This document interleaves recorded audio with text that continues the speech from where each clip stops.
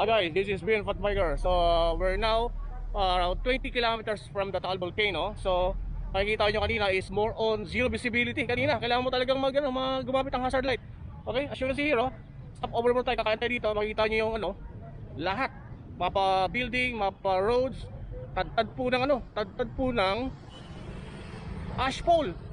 You need to wear this one. Okay, so let's get it on, guys. Kain muna tayo.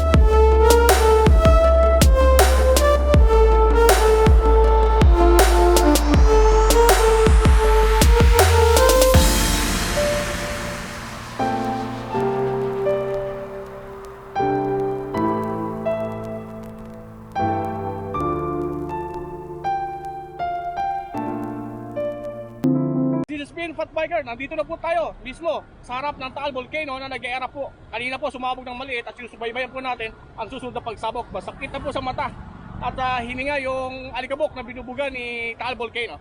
Okay? Maraming salamat po sa pag-tuning at stay safe and God bless to all of you guys.